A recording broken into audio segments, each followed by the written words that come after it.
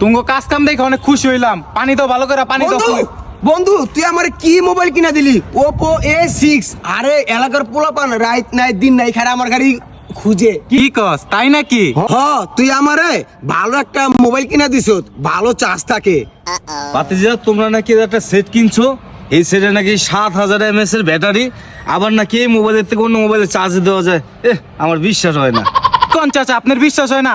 এক্ষুনি দেখাইতাছি। এটা হলো Oppo A6, এটা হলো 7000 mAh এর ব্যাটারি। দেখাইতাছি আপনারে। দেখেন, এই যে ব্যাটারি 7000 mAh ব্যাটারি দেখছেন?